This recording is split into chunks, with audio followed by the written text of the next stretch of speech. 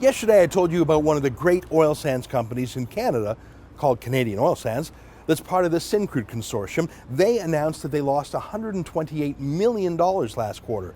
That is in the past 90 days. Now before you say that's because of low oil prices, stop right there.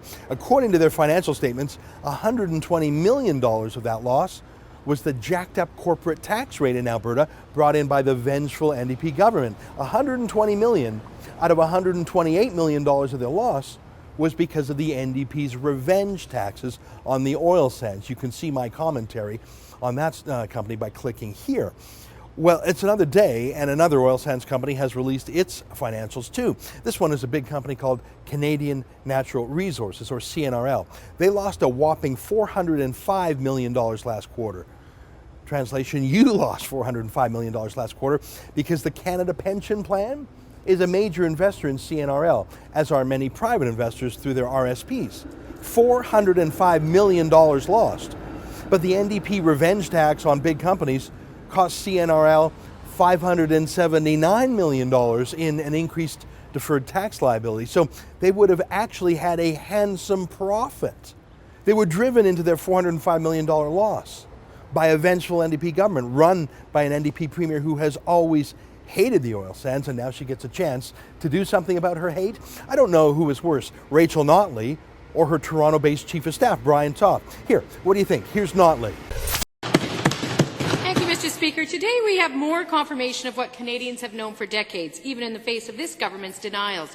Oil sands activities contaminating the water supply in the lower Athabasca region, and industry monitoring of this threat has failed abysmally. That's pretty bad. Here's Toronto's Brian Topp, who runs Notley's office. Take a look. I quite like what they're doing in Europe, and it's worth studying it carefully as we think about Canadian policy. Hard cap on emissions, to price carbon, a home and industrial retrofit program, getting out of coal, getting an urban mass transit program, and getting fossil-fueled cars out of our cities. The comprehensive approach like that, we can tackle climate change, and it's got to be at the heart of our next government. Personally, I think another Toronto-based anti-oil activist, Graham Mitchell, takes the cake.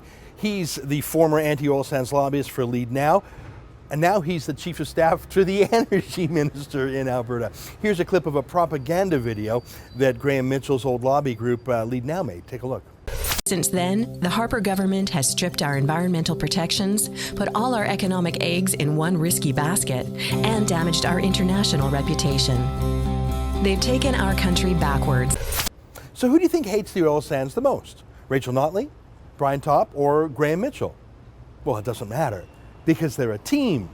In the past 2 days, they've destroyed more than $500 million in wealth and have cost thousands of jobs.